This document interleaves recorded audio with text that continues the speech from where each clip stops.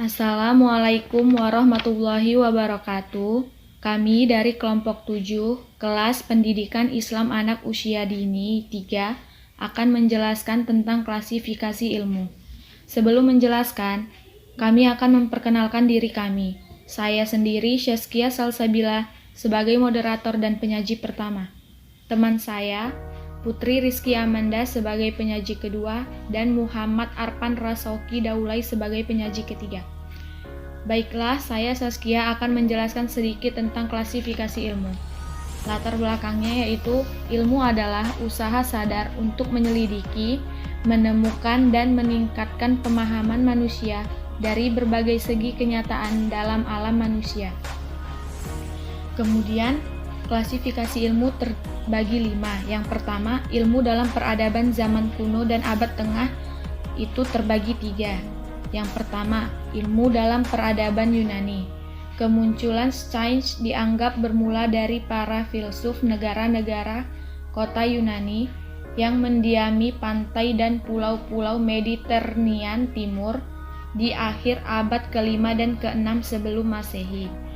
Karya mereka hanya dikenal melalui cuplikan-cuplikan, rajukan-rajukan, kutipan-kutipan singkat yang dibuat oleh para pengarang yang hidup belakangan, mungkin setelah ratusan tahun. Dengan menyeleksi cuplikan-cuplikan itu, para pengarang dapat menjadikan tampak lebih rasional dan lebih ilmiah daripada hanya sekedar pembenaran. Sebagai contoh, ucapan masyhur Thales yang dikenal sebagai filsuf tertua, ia menyatakan semuanya adalah air. Sebenarnya diikuti dengan cuplikan dan dunia penuh dengan dewa-dewa. Yang kedua, ilmu dalam peradaban Romawi. Menjelang berakhirnya periode prakristen kekaisaran Romawi mencapai dominasi atas seluruh dunia, Romawi memunculkan paradoks bagi para sejarawan ilmu. Peradaban ini begitu canggih dan nyata-nyata modern dalam politik dan personalitasnya. Begitu gemar mempelajari disiplin hukum, sangat progresif dalam teknologi-teknologi perang negara dan kesatuan publik, dengan akses langsung pada kumpulan karya ilmu Yunani, namun gagal menghasilkan ilmuwan yang sangat besar yang hidup selama pemerintahan Marcus Aurelius pada abad kedua Masehi. Namun, keduanya adalah bangsa Yunani. Galen dari Pergamus menitskan dan memajukan studi kedokteran. Yang ketiga, ilmu di abad pertengahan. Peradaban Yunani Romawi mencapai penggenapan siklusnya pada sekitar tahun 1000. Setengah abad berikutnya, di Eropa sering disebut abad gelap. Di Eropa Barat yang diperintah bangsa Roma, kebudayaan melek huruf hidup terus hanya di biara-biara.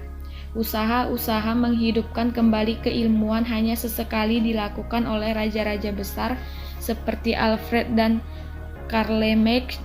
Sebaliknya, dalam kerajaan timur yang diperintah oleh Konstantinopel berlangsung suatu masyarakat yang beradab. Walaupun dalam segenap sejarahnya 1000 tahun, Bizantium hanya sedikit menghasilkan ilmuwan yang patut dicatat. Sebagai masyarakat yang baru, suatu bentuk masyarakat yang lebih biadab sedang terbentuk di barat. Di awal abad ke-11, sebagian besar orang terpelajar mengenal dan memahami ilmu kuno dalam cuplikan-cuplikan yang segelintir dan tercabik-cabik. Namun setelah itu terjadi kemajuan pesat. Pada abad ke-12, dialami satu renaissance yang sebagian disebabkan oleh pergaulan dengan peradaban Islam yang lebih tinggi yang terdapat di Spanyol dan Palestina. Kemudian abad ke-13 menyaksikan berdirinya universitas-universitas di zaman kebesaran pengetahuan skolastik. 2. Ilmu dalam peradaban-peradaban lain. Yang pertama, Islam. Kebudayaan Islam paling relevan bagi ilmu Eropa, bukan sekedar karena dekatnya hubungan antara Islam dengan Judaisme dan kekristenan, melainkan juga adanya kontak kultural yang aktif antara negeri-negeri berbahasa Arab dengan Eropa Latin pada masa-masa yang menentukan. Ironisnya, Zaman kebesaran Islam bersamaan waktunya dengan titik nadir kebudayaan di Eropa Barat. Penaklukan-penaklukan yang dilakukan oleh pengikut sang Nabi yang dimulai sejak abad ke-7 hingga abad ke-10 telah membuat bahasa Arab menjadi bahasa kaum terpelajar bagi bangsa-bangsa yang terentang mulai dari Persia hingga Spanyol. Para penakluk Arab umumnya membawa kedamaian dan kemakmuran bagi negeri-negeri yang didudukinya. Sebagai contoh, perpustakaan Cordova di Spanyol nyata-nyata memiliki 500.000 buah buku pada saat bangsa-bangsa di Pyrenea Utara paling-paling hanya mempunyai 5.000 buah buku. Bangsa Muslim juga toleran terhadap keyakinan-keyakinan monoteis lainnya, sehingga orang-orang Yahudi mendapatkan posisi yang tinggi di negeri-negeri Islam pada saat mereka hampir tidak diizinkan hidup di Eropa. Yang kedua, India. Peradaban India yang tertua sampai sekarang masih hidup. Peradaban itu telah mencapai tingkat teknologi yang tinggi sejak awal. Kontak Eropa dengan peradaban India sebagian besar berlangsung melalui sumber bahasa Arab, dan penelitian historis belum cukup maju untuk dapat membedakan prioritas dan jalur penyebarannya. Jelas terlihat bahwa matematika India dengan sistem bilangan dan perhitungannya yang telah berkembang cukup tinggi mempengaruhi aljabar Arab, juga melengkapi angka-angka Arab, yakni 9 digit dan 1 angka 0 dalam suatu sistem nilai tepat. Tetapi dalam peradaban ini berkenaan dengan kesadaran yang tinggi, dan dalam soal ini pemikiran Eropa sangat kurang. Namun kadang-kadang saja disadari kekurangan itu. Oleh karena itu, prestasi Eropa dan India tak dapat dibandingkan secara ketat, harus melengkapi satu sama lain. 3. Cina dan Jepang. Cina memunculkan tantangan yang lebih besar kepada sejarawan ilmu Eropa. Basis pengetahuan ini umumnya ialah keduniaan ini, meskipun lebih didasarkan pada harmoni antara pribadi ketimbang keteraturan-keteraturan abstrak. Meskipun keduanya berjauhan dan bahasanya berbeda total, terdapat kontak yang berkesinambungan antara Eropa dan Cina sejak zaman Yunani kuno. 3. Pencipta ilmu Eropa. Yang pertama, kelahiran kembali ilmu di zaman Renaissance. Kata ilmu dan nenek moyangnya Yunani dan Latin adalah suatu hal yang sudah tua, dengan artinya yang terus-menerus berubah. Pada periode masa itu, yang dimaksud dengan kata ilmu terbatas pada bidang-bidang yang memberikan pengetahuan mengenai teologi filsafat. Istilah lainnya ialah seni atau teknik. Tahun 1413 merupakan saat permulaan bagi ekspansi Eropa, saat pertama kali bangsa Eropa menyerbu pantai Afrika, tempat 500 sebelum Perang Dunia Pertama. Awal pemisahan kekaisaran Eropa.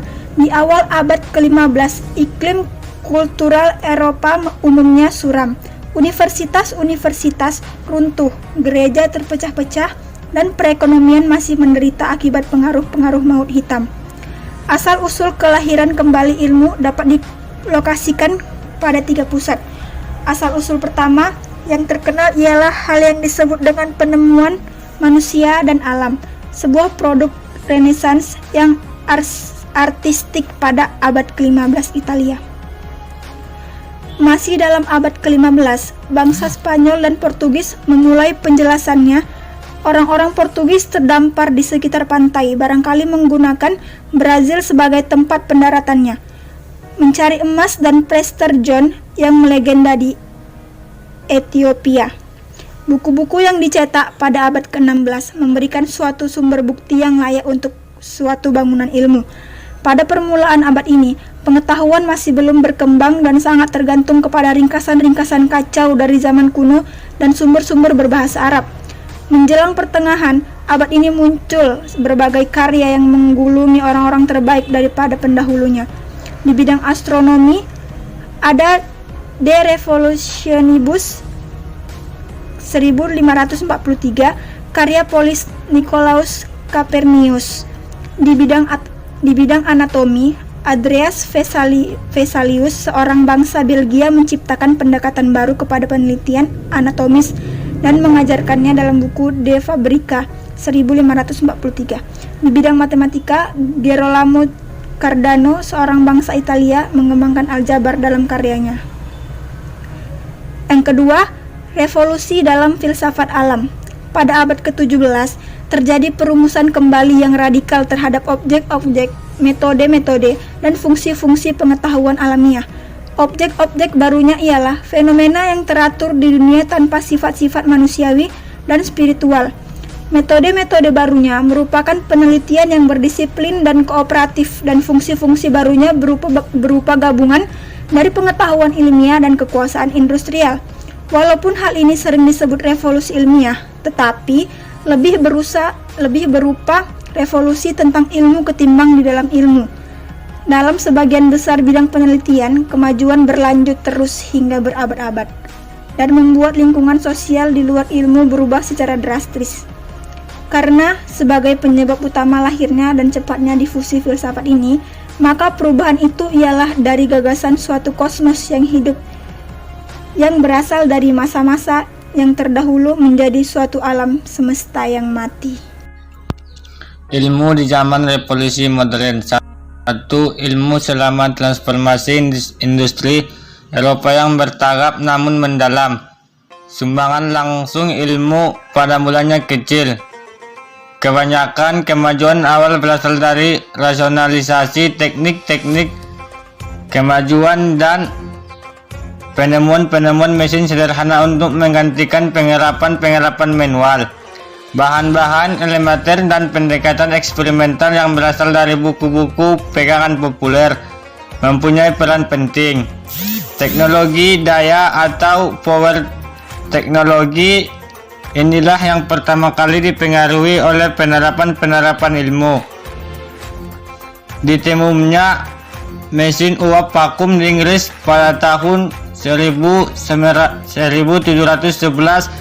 yang berasal dari pneumatika abad ke-17 dan diperbarui oleh seorang insinyur Inggris, James Watt, sejak tahun 1763 dan seterusnya. Dipandang erat sekait-kaitnya dengan perkembangan dalam teori Anas atau teori Ophüls. 2. Asal-usul intelektual revolusi. Permulaan yang awal dari revolusi industri adalah sebuah gerakan yang berpusat di Perancis yang pertama kalinya membawa ilmu memasuki bidang politik. Gerakan ini dinamai pencerahan atau Enlightenment, program berjuang mental menentang dogma gereja dan tahyul populer. Ketiga, pengaturan ilmu dalam revolusi Perancis.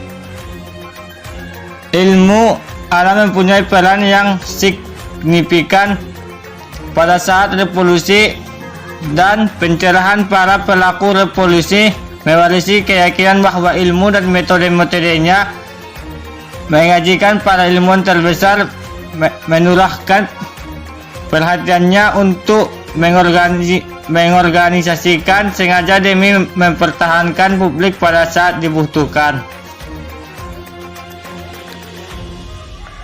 4. Reaksi romantik dan ilmu.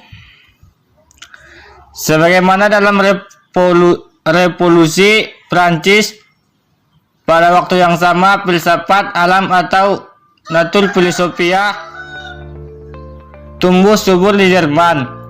Para penggemarnya dipandu oleh penyair Goethe dan filsuf Schelling mencela kekeringan dan ketak berperasaannya ilmu matematis dan eksperimental tradisi Newton.